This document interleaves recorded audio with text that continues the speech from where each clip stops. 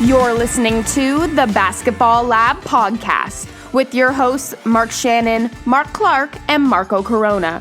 They'll discuss all the top news and stories from around the basketball world while giving their opinion and insight.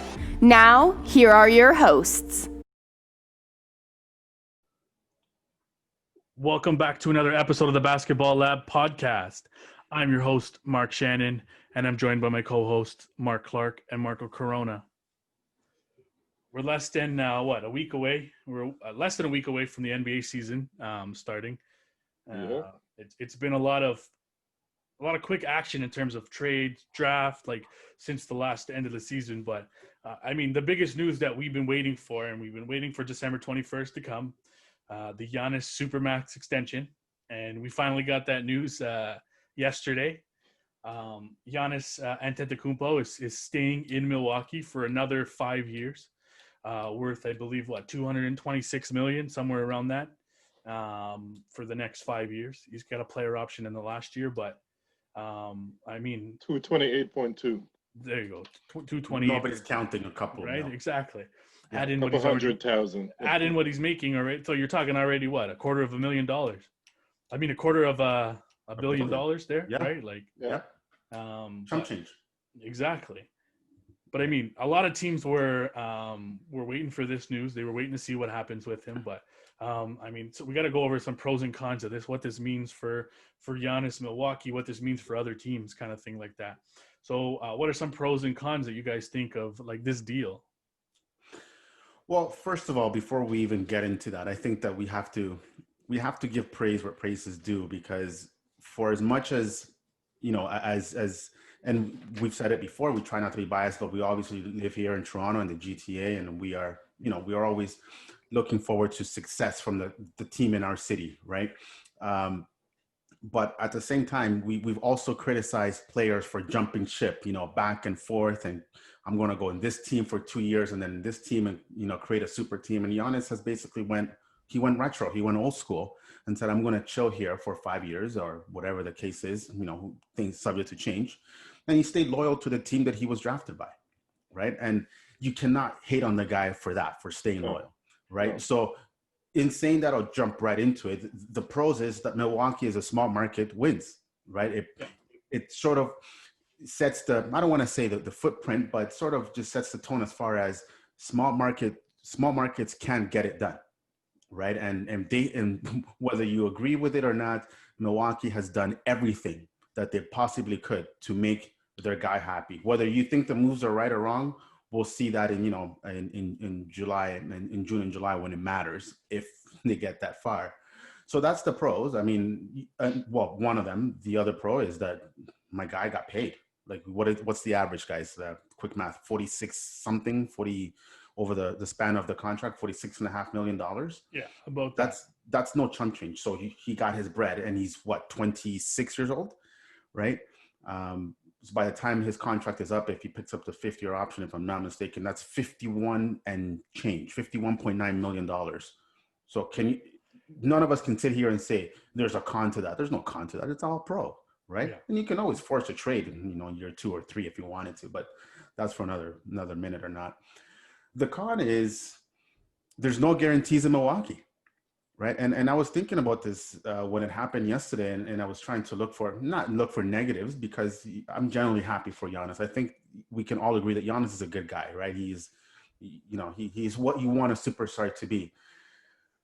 But I'm not too sure if the pro of this, if him staying in Milwaukee makes a difference in his odds to win a championship.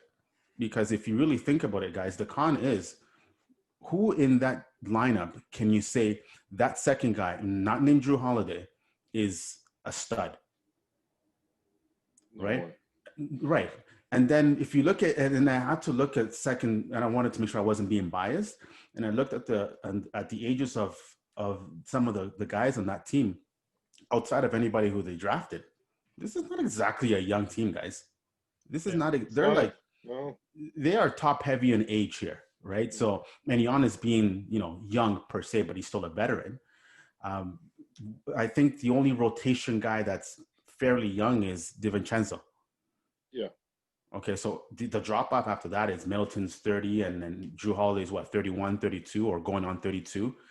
So that window, yes, you got paid. Yes, you got your bread. But the con of that is the pieces around you don't really make a difference. It's not like the Bucks added Giannis; they already had Giannis. So all they're just doing is keeping the same, and it's status quo. So to me, the con to this is that really nothing has changed in Milwaukee until proven otherwise. Yeah. So to me, again, I'm happy he got his money, but to me, I don't know. I don't see a significant change in the Eastern Conference. There's no shift of power by Giannis staying in Milwaukee. Yeah. No, you're right. You're completely right, and I agree with you. I mean, good for him for signing that contract, because obviously he's getting paid. And shout out to Milwaukee, because obviously they're keeping a star player who is a key factor for that team, right? But as you mentioned, there's not really a team around him where I personally feel that Giannis could win a championship in Milwaukee. I don't see Giannis winning a championship in Milwaukee unless they change the guys around him and get him another elite player who, as you said, can be that second guy, or even sometimes step into that first option role. But other than that, Giannis won't win in Milwaukee. It's sad to say, but the team isn't built that way right now. So they would need to make a lot of changes on that team to get Giannis the guys, the supporting cast to for them to go the full distance. So good for him signing a contract, but he signed it with the wrong team. That's all I'm gonna say. Okay. All right. So I guess that's the con. Listen, at the end of the day, and sorry to just jump in, at the end of the day, I don't think that we can honestly sit here and say, well, by Giannis staying, that for sure makes him better than the Lakers. No. Right? It's the same old That's my point. It's status quo, right? Yeah. And again, unless what they have changes in the playoffs, because the Milwaukee Bucks can win 65, 70 games in the regular season. That's great. And they've done that consistently, winning, 50 plus game, et cetera, et cetera. And we know this firsthand, guys, being in this particular city, you are judged for what you do in April, May, and June. Mm-hmm. So until otherwise, and now they have their guy. I don't know how much wiggle room now they have unless they start moving pieces out to, lower that threshold and bring somebody in that sort of can shift the balance of power. So to me, until they shift the balance of power changes in Milwaukee, to me, this is a con for them on the flip side of all the couple of pros that I've mentioned. Yeah, agreed. Yeah, no, I mean, I agree with you on everything you said there. And we've said it before, and I've said it in regards to that. Milwaukee reminds me of those Raptor teams from a few years ago when they had DeMar DeRozan, and they had Chris Bosh, and they had all those star players. They just weren't able to get over those hump. And I just don't think Milwaukee's at that stage. Yes, you added Drew Holiday. Yes, you added a couple other players to your roster, but you didn't add superstar talent. You didn't add another closer, another guy that will, help you. You didn't add a Jimmy Butler or somebody like that. You know what I mean? You added Drew Holiday, great player, great point guard, but he's not a needle mover. He's not a guy that's going to push you over the edge to win that title, like you guys said. Yeah, and not to mention, yes, you could win 65 games in the regular season, but the regular season means nothing when you get into the playoffs. It means absolutely nothing. Look at what they did this year. Look at what they did last year or the year before. You know what I mean? They made the playoffs, won a lot of games, didn't do anything. The only, like you said, Marco and Mark, the only good thing about it is Milwaukee was able to re-sign a star player, probably one of the best top 3 players in the NBA right now, to a max deal, keep him there for 5 years, for the time being, at least for 5 years. And we've seen it with Giannis. He doesn't. I thought the same thing. I said maybe last week that he wanted to test free agency, that he earned that right, but he earned that right to sign that super max as well. But he also has shown that a willingness to not just jump ship to join a super team, the max team, because that's where the NBA is going. and he's, like you said, bucked the trend. He's gone the other way. And Nice said, pun. Nice right? pun. Exactly. Oh, I wasn't even. That's a good thing you caught that. I wasn't even trying for that, but you know, I got you. You know what I mean? Like, he went the other way, and he said, "You know what? I'm going to be the main guy here, whether win or lose. You know, I want to be a Milwaukee Buck, and I'm going to be here for the next 5 years, and we'll see what happens." So, that win or lose is just for 1 or 2 seasons, though. Trust me. well, it's not going to be for the entire 4 or 5 seasons. Well, I agree with you on that. I mean, at the end, like, the thing is you look at his contract, 5 years, that puts him at what, 30, 31 years old. I mean, if he's still balling at the same way he's playing now, or at that level, I mean, he could always leave at the end of his contract and join a contending team, join a superstar at that point, chase a ring at that point. But he wants to bring a championship to Milwaukee. He wants to do it there, and I mean, I give him all the credit because, you know, we've known that as Raptor fans that, yes, we're a big market in Toronto in terms of like media and how the city is, but in terms of small market, because of the fact that we are a Canadian team, the lone Canadian team, it's been hard to attract stars. It's been hard to attract players to sign in Toronto. And Milwaukee's got the same thing going for them, but they were able to keep their guy. We did it a few years ago when we re-signed Kyle Lowry, and the same thing when we re-signed DeMar DeRozan there before we traded him off. You know, so I think it's a big win for those small market teams that they're able to keep a star player like that. Right. Yeah, that's huge for Milwaukee. Yeah, like teams like Oklahoma City, teams like Milwaukee, right? The Pacers, who have been a great basketball state in Indiana, but not a big market per se. Those are really the teams that benefit from this, because perception and reality are a real thing, right? So, you know, maybe I can add that to the pros. It's like the small markets win here, but again, it's about longevity and who knows, maybe in 2-3 years from now, halfway through this contract, and again, the second wild card in this is the pandemic. You never know what the repercussions of this contract are going to be in 2-3 years from now, and what the bounce back is. We all expect the NBA to bounce back strong, but things don't happen overnight. There's going to be a slow ramp up, and we've talked about this numerous, right? Yeah. So if things don't work out in Milwaukee, the Bucks can easily be looking at this and be like, well, you know, we need to cut our losses now and trade this guy before he's 30 and change, right? So what do we do now, right? But again, it may not happen. It's so, but again, it's all about what's around that big fish, which is Giannis. So we'll see what happens. Yeah, I mean, we're the teams that were you know, clamoring for this 2021 free agency class. Where do they go now? I mean, this was probably one of the most stacked classes in a long time. It's now gotten a lot bleaker in terms of, you know, like there's no Giannis, there's no LeBron, there's no Paul George, and you don't know who else is going to sign an extension and going to stay with their team. You know, you still got Kawhi, you got Victor Oladipo, Rudy Gobert, stuff like that. But what does this mean for teams like, you know, the Toronto Raptors, who have set up their teams you know, signed Freddie VanVleet, signed their roster, banking on hopefully being able to sign some big name free agents in 2021. You know, like I said, Kawhi's still there, but what does it look like? What does it look like for those teams going forward? Like I said, Miami, Dallas, Toronto, those teams that we're looking for at New York. No. Yeah. No. So I'm going to take New York out of the equation because they're not going to be a player. Like they can tell you everything that they want, and Thibodeau can say all the right things, and I'd like Thibodeau, but it didn't happen in Tibbs. Okay, so let's just move on from the state of New York. So for Toronto, perception is what happens here, right? And I have to give a shout out to my boy Luca from Maple. Again, he texted me that same day and said the problem with this deal for Toronto is the perception of that Giannis chose a city like Milwaukee over a city that 2 years removed from a championship like Toronto. If Toronto was the number 1 or 1A choice for Giannis, he chose Wisconsin over Toronto.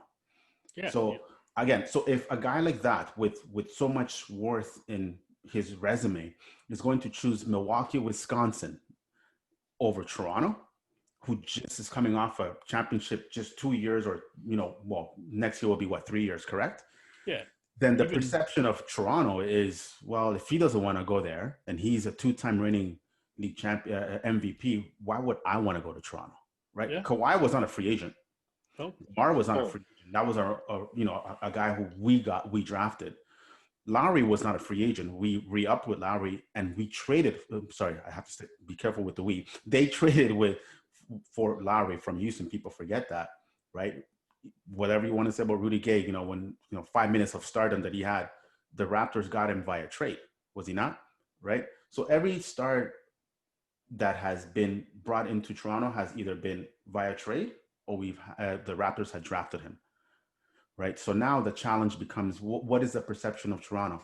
I will tell you though, the one person who potentially wins here is OG Anunoby. Because if the Raptors are going to shift focus, and by the way, Kawhi is not coming back, so let's just put that to rest. I jokingly, I think I said that somewhere on Twitter, like maybe we go after Kawhi or whatever. No, it was complete joke. He's still texting Masai, so we don't know. All right, no, stop it. No, that's the wrong number. No, that's the wrong. No, I agree. No, let's put that to rest. He's not coming back, right? Long shot, maybe Rudy Gobert, right? He sort of fits into that whole defensive system. Blah blah blah. If I'm Utah, I don't let him go. But now the Raptors have to shift focus. Either A, are they going all in on what they have, the core that they have, and try to continue to develop, and not necessarily a rebuild? Because, and I know, Mark, you said this earlier before we started the podcast, maybe the Raptors go full rebuild. I don't believe so. No. Or B, are they going to have to overpay on the overpay that they're going to overpay on one of the remaining guys that's out there? And what are they? DeMar DeRozan, Rudy Gobert, Victor Oladipo. Who else? Who am I missing? Drew Holiday, if he opts out, right? But now you can see that significant drop off now, right? I'm sure they have a plan B, but we'll see what happens. Dallas, Miami. I think Miami is okay. I think Miami was ready to move forward regardless. I think there's still another chip in play with Miami. We'll get into that in 1 second. The Dallas Mavericks, Mark Cuban will do whatever needs to be done. And Mark Cuban, I think now the priority shifts to Porzingis and keeping Luka happy, and then you just add another supplementary third piece. And again, like I said, jokingly but seriously, the New York Knicks are not in play in anything. No, they're not playing anything. All right, the New York Knicks are going to go to another 2 or 3 years of misery, and then we'll see what happens. But I think that's the ripple effect. Toronto, Miami, Dallas have to look now either internally or have to go to whatever plan B was. And I trust that Masai and Bobby have a plan B, C, and D, et cetera, et cetera. Yeah, I think they'll probably just bet on who they have now and try to develop more guys. I mean, so are you saying the Raptors are going to bet on themselves? Is that yeah. Basically, I see what you did there. Okay. They're just going to bet on themselves and develop what they have right now until something better comes along the way. I mean, you never know. Maybe they'll get another elite player or star by trade again in the future. But but if they do, Mark, sorry to cut you off. If they do go via trade, who do you move out?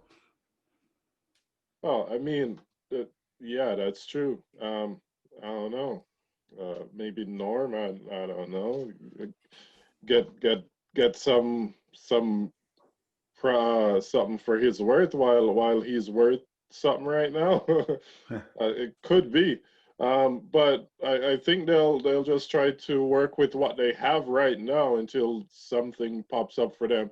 And again, it's if obviously if Masai signs a contract and Bobby, it's like you can always trust these guys that they're always working, whether or not they're being in the spotlight or not, which usually they aren't.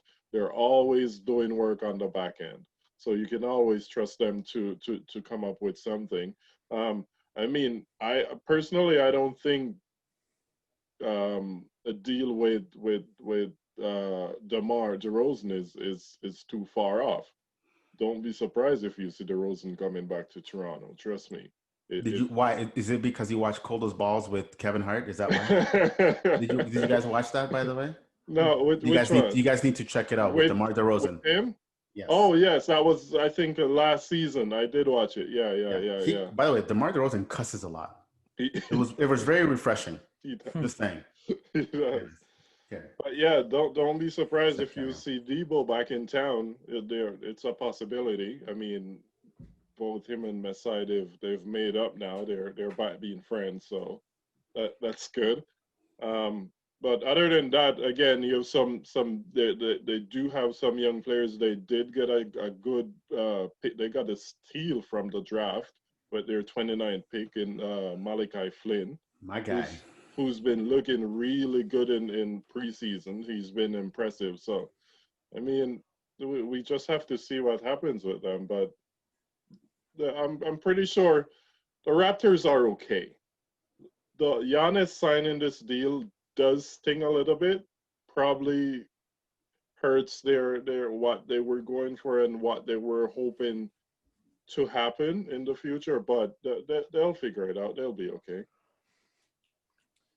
Yeah, I think the Raptors' future, it all kind of rests in the hands of Masai Ujiri and what he does. Yeah. I mean, if he leaves, I think that they could go into somewhat of a rebuild. I think that Kyle Lowry, he's getting up there in age. I mean, we know he can still play the way he can play. He's still good at his job, and he's still one of the best players on the Raptors every night. But he wants to chase a ring. Is this Raptor team capable of chasing a ring? Maybe. They're not as good as they were when they had Kawhi Leonard. They were not as good as they were last year, I don't think. But like I said, I think it all depends on what Masai Ujiri does. If he re-signs, I could see them kind of tinkering a little bit, not going to a full rebuild, trying to bring in free agents, attract them still. But you could see DeMar DeRozan coming back. But if Ujiri doesn't stay, I think that they could go into somewhat of a rebuild. They still have Fred VanVleet. He signed. But other than that, you don't really have many pieces locked in long term. So you're not locked into this thing where you're like, okay, well, I have a 4-year window where I have to win. Their window is maybe this year they have a shot at possibly winning. Next year they come back out, depending on what Ujiri does, come back out, set their chips up and say, you know what, we're going to go into a full rebuild. We're going to trade away Kyle Lowry to put him to a contender, give him another chance to win a championship. You have Fred back to Houston. Yeah, you have Fred VanVleet. You have. Did you say Houston? Come on, man. I wouldn't even come on. That would be horrible if they sent him there. They should just send him somewhere else. Somewhere else. Siberia. Send him to the Lakers or something. Yeah. But that's send him to the Jays. Wow. Wow. But sorry, never mind. Sorry, no, we don't have time for that. Complete different league, bro. Marco, you talked about it in terms of the free agency. The Raptors are, like I said, a small market team in terms of the entire NBA because they're the only Canadian team. A lot of players don't want to come over the border and play over in Canada, even though we know Toronto's a great city. It's a beautiful city. A lot of Caravana, though. Sorry? They'll come for Caravana. Well, yeah, exactly. But that's what I'm saying. It's people come here. No lies there. Exactly. Nope. People come here. They love Facts. it. Once they're here, they love it. Yeah, but once they get here, they love it. Once they get it, they love it. But yeah. beforehand, it's like they don't understand. It's like, it's like a Siberia for them at the end of the day. But then you come here and then you love it. But they're a small market team. You look at it with the Toronto Blue Jays, and I know we're not. That's baseball. They have a hard time attracting star free agents too. It's the same thing because a lot of players don't want to play north of the border. They'd rather stay closer to home in the States where they don't have to, cross the border, go through customs, all that stuff, right? We're not talking about taxes or any of that bull crap, but so like I said, I think everything revolves around Masai Ujiri. The Raptors' future in terms of what they do in 2021 will revolve around what Masai Ujiri does. If he signs, if he doesn't, stuff like that. But, Miami Heat, there's still some pieces out there that they can go get in the free agent market. Like you said, Marco, they're still in talks with possibly getting another star player there. We'll get into it later on, but they're already built. They've got a good team. They're 10 players deep in terms of a roster there. You've got a bunch of talent there, so they're not far out of it. Dallas has got Luka Doncic. I got a question about Miami though. Yeah. Does Giannis signing this contract make Miami go after Harden more now? Yes. I think they go at him. I don't know how hard they go after him, but I do think that they do go after him a little bit harder than they were probably before, because I think they feel that they have that window, so to speak, where they could, sort of navigate their way to a possible championship. They made it to the NBA Finals last year. They have the same nucleus of team. They added in a couple other pieces to that roster, so they have a chance at doing it. So they may be able to, say that, what, this is our chance. Let's go out and get another superstar player in James Harden. Whether we like him or not, or you like him or not, is James Harden. He is a guy that could lead the league in scoring. He does a lot on the floor, but I do think that they do go hard at James Harden. I just don't know how hard they go. Yeah. Marco, your take? Listen, are we talking about Miami here? Yeah. In general, I don't think it changes much with Miami because Miami beat Milwaukee last year, didn't they? Yep. Okay. So, I mean, I think for the right price, they'll make a move. Yeah. They might tinker. I don't think James Harden is necessarily their number one. It's a massive priority. Yeah. If the right deal comes along, they'll make it. Pat Riley, he'll do what needs to be done. Yeah. I truly do feel that the Miami Heat, in whether you like it or not, think and know that they are better than the Milwaukee Bucks, and there's no fear. So James Harden is not going to. It's not like James Harden is going to be the main piece to what they have. They already have JB. Yeah. Right. This will be, and again, I'm not devaluing James Harden at all. That's not what I'm saying. But not bringing James Harden is not going to make the Heat any worse. Yeah.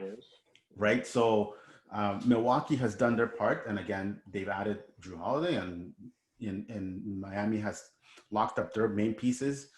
So we'll see what happens. But I something tells me that, and we'll get into it in 1 second, that Miami's going to be status quo. They're going to make other changes instead of James Harden, which means I'm going to be wrong, and they'll probably trade for James Harden. Speaking of James Harden, I mean, we've talked about it for the last week or so. We brought it up on last week's podcast, but is a James Harden trade more likely now after all the stuff we've been hearing about, Harden getting the last say on a lot of things, him not being there at the beginning of training camp, him coming in looking like Fat Albert from the, Wow, and there it is. You know what I mean? Like, there's a lot of talk about that, but does this lead to more of does this Harden being traded eventually now?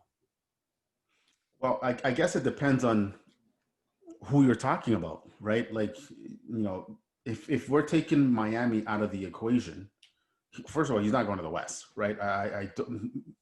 Golden State has basically renounced that move, that they're no longer interested in James Harden. So the only other fit, see what I did there? Fit, when you talked about bigger Harden. The only other fit to me, if they're willing to do it, and again, price subject to, approval, is Philadelphia. And nobody has brought that up yet, which is surprising. The Philadelphia 76ers, if they're willing to move pieces, depending again on the price, that's the only team that I think is probably willing to go in all in on James Harden. But Miami, I think they don't have to make a move. I think Philadelphia does. I don't know if I'm convinced that Philadelphia, and I know they added some shooting, that they are, to me, they're 4-3 seed, maybe 5, whatever the case is. But however, to answer your question in a long sort of winded way, right, I think it's so fluid with James Harden.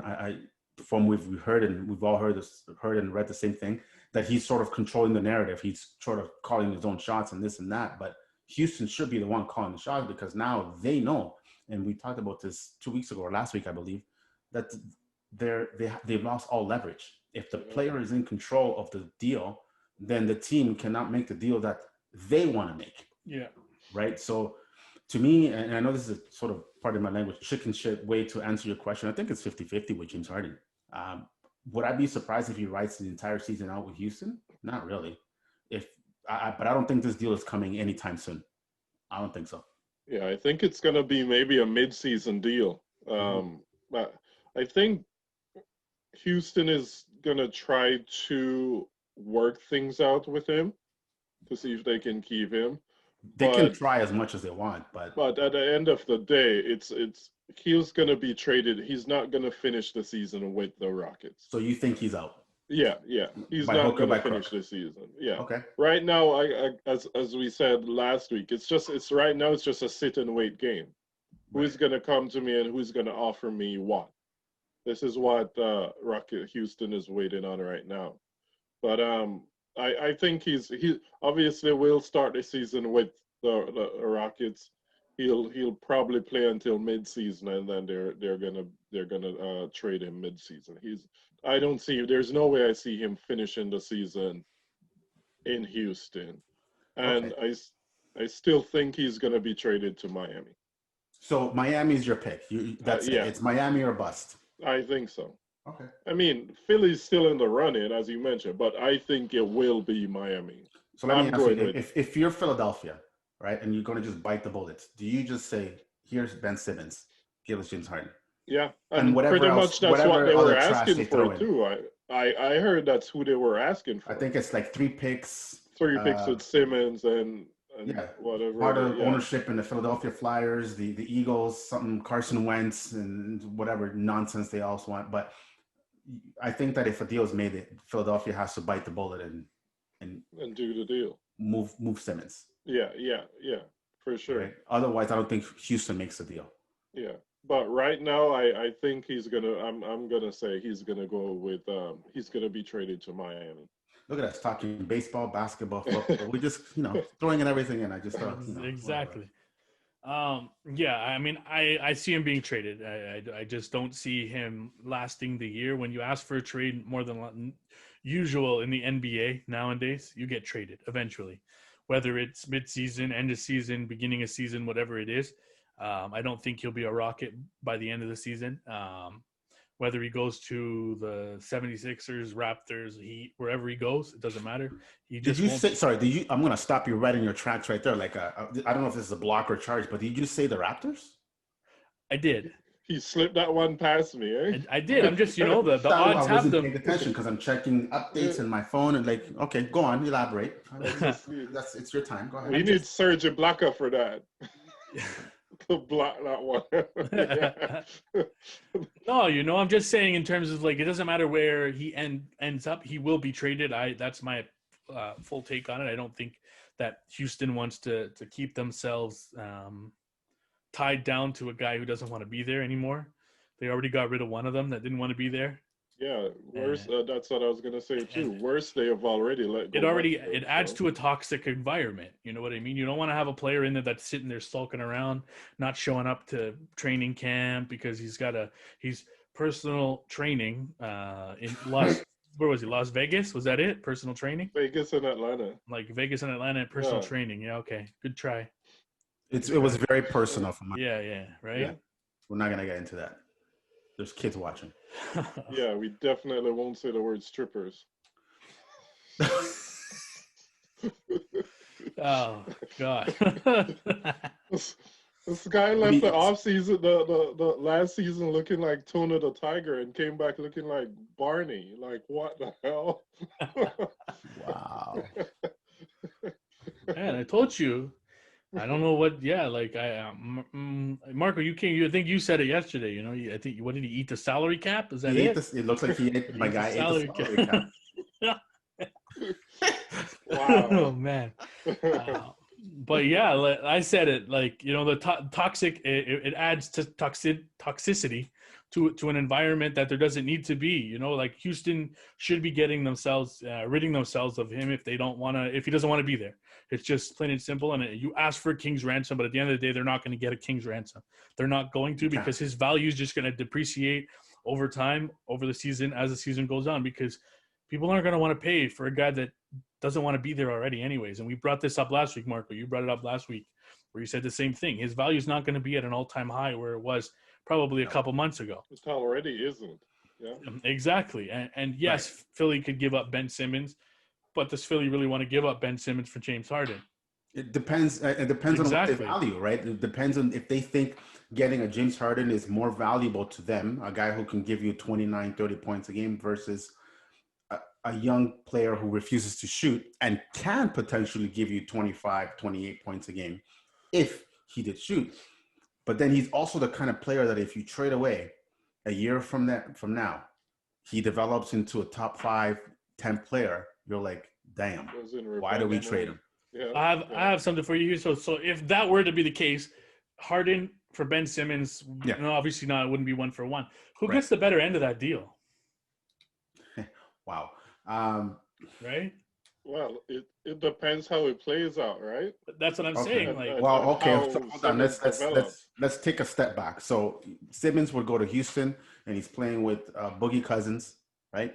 Assuming he stays, right, and he rehabs properly. Like obviously he's playing right now, but what I'm saying by rehab is he gets back to being the Boogie that we've known before. To say about Boogie, by the way. Right? And then your boy John Wall, if again, so there's a lot of ifs here, right? And so Simmons is the centerpiece of that team, right?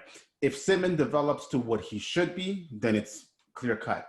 The problem with this deal is there's too many ifs.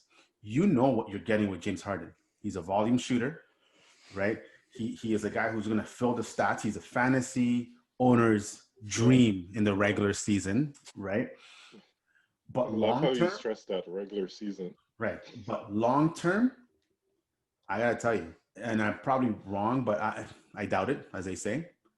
Houston wins that trade simply because you have years to develop with Ben Simmons. Yeah. Ben Simmons is what? And I don't know if you guys want to look it up while I'm yapping over here. 23, 24, if that. Maybe I'm over.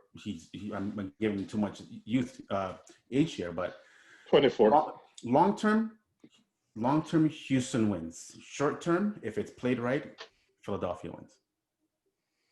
Yeah, I agree. yeah, I mean, I said, I mean, you said what ifs. I mean, there's tons of what ifs. Yeah, you got James Harden, you know what he brings, but they have the same sort of what ifs when you got John Wall. You don't know if he's gonna turn out to be. That's the problem. There's a lot of what ifs. Exactly, right? for both sides. So, I mean, if Harden goes to Philly, I mean, you got the same sort of team that you had before. Yes, you have James Harden, you have Joel Embiid. So you have some guy who can shoot versus some guy who doesn't want to shoot in terms of Ben Simmons, right? Right.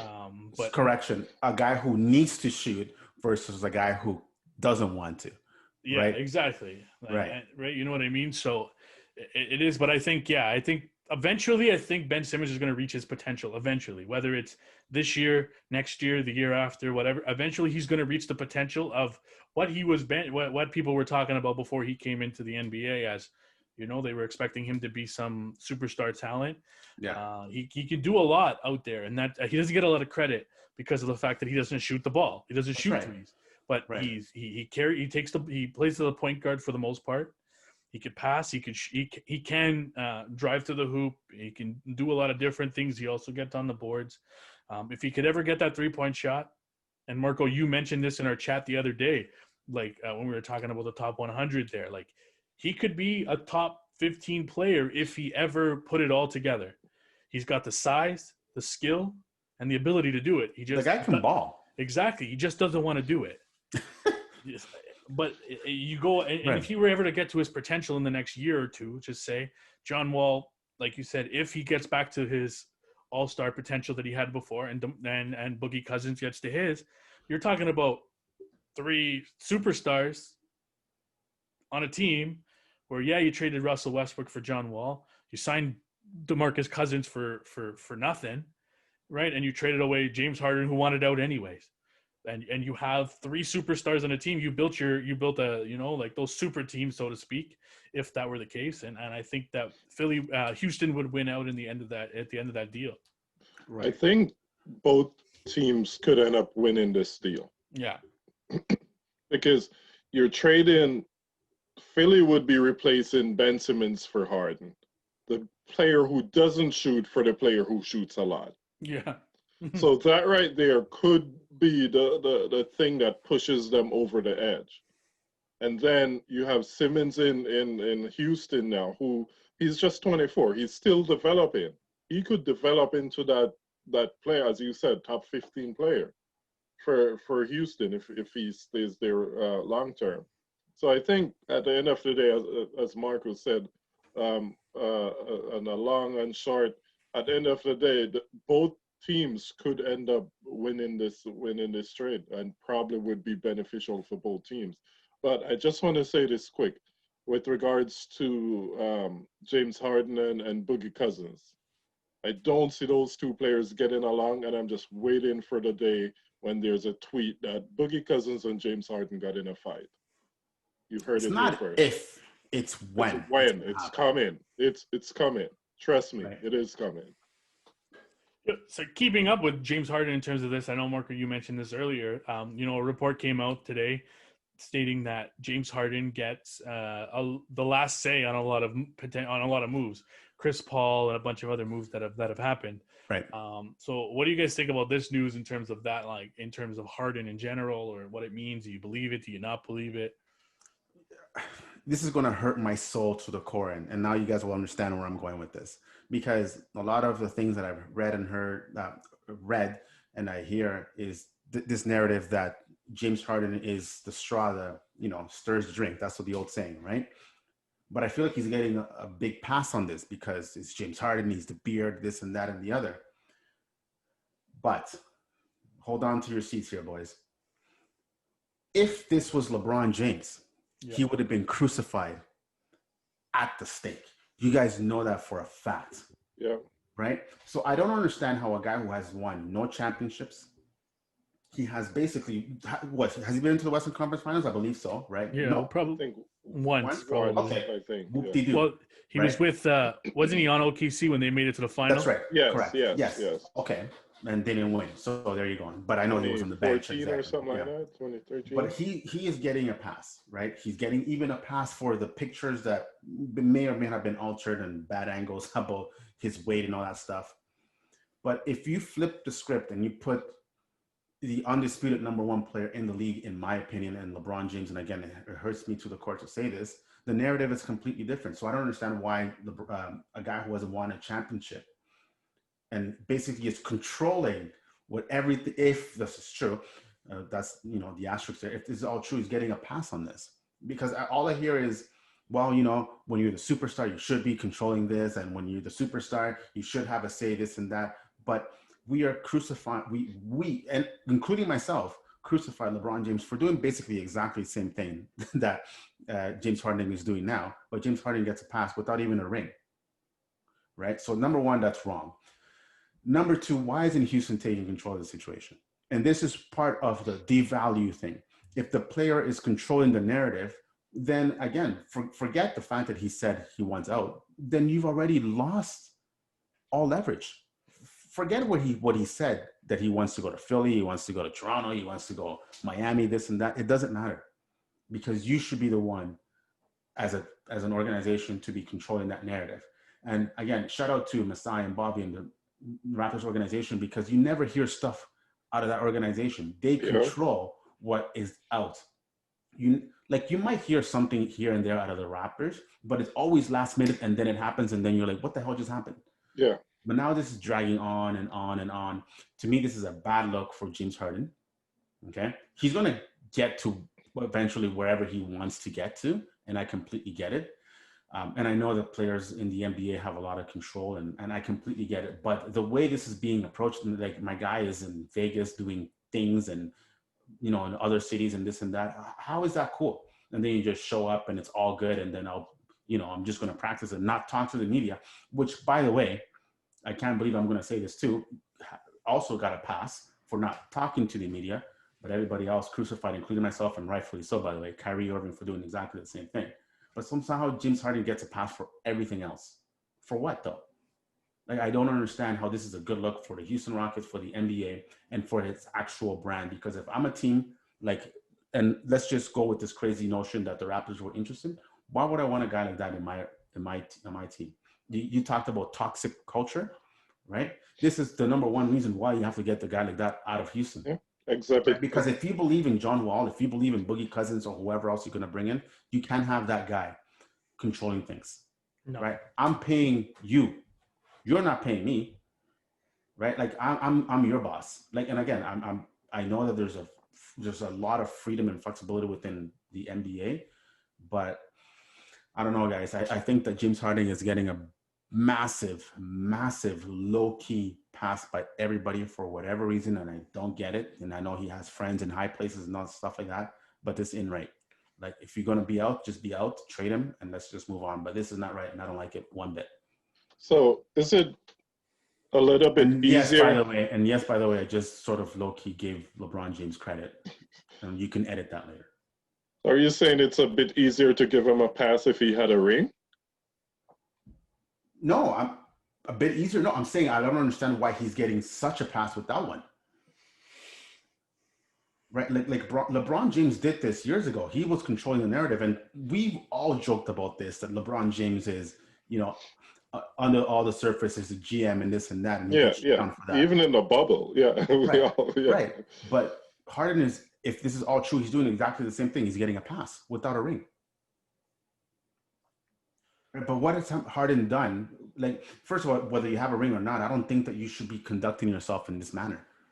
It doesn't make any sense. Which is my point too. Right. I mean, we've criticized LeBron James for everything under the sun. But how many times have you heard or read an article that LeBron James was in Vegas partying 3 days before training camp?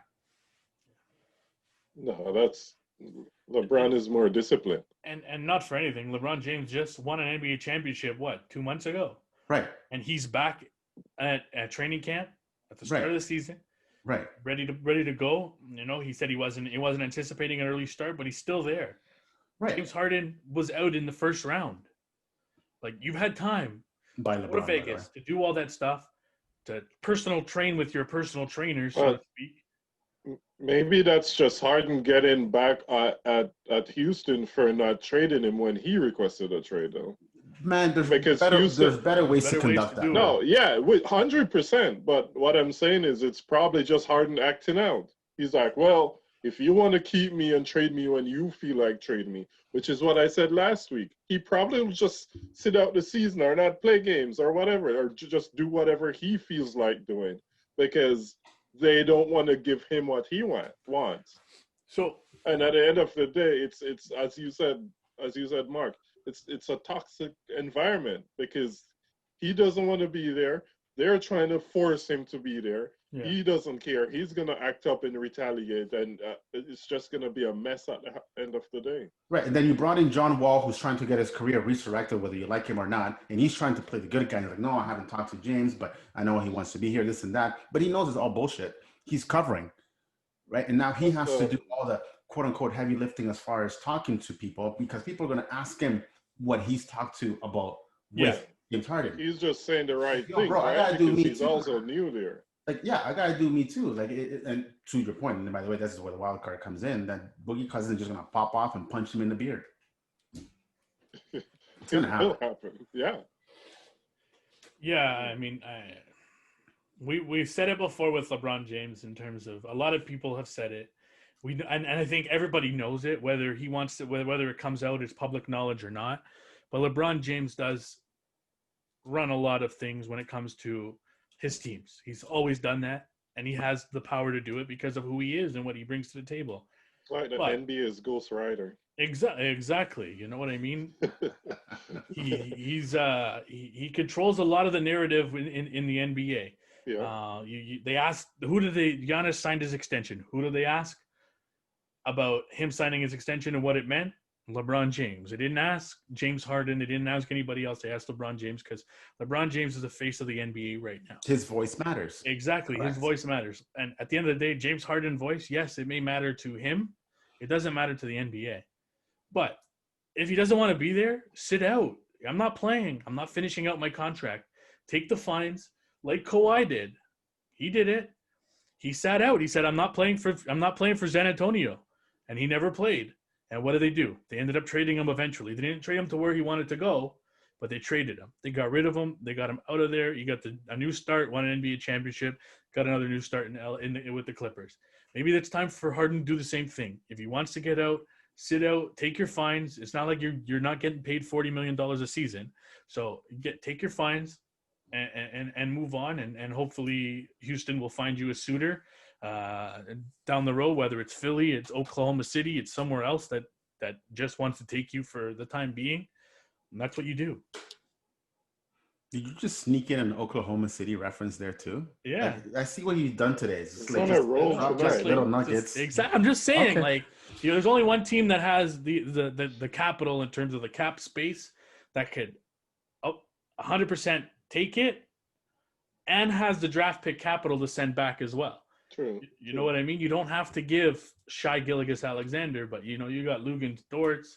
There's a couple other pieces there that you could also give, but you've got 16 first round draft picks. I'm not saying that's what's going to happen, and I'm not saying that James Harden wants to go back to Oklahoma City, but Oklahoma City has the pieces. They have the pieces to get a deal done.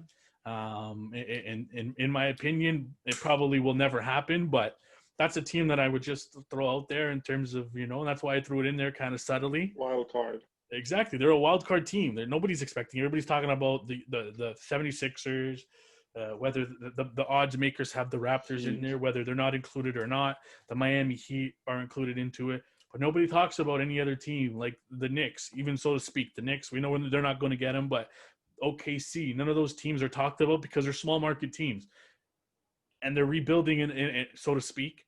But small market teams, those are the teams that kind of jump out of nowhere and say, okay, we're going to take this guy.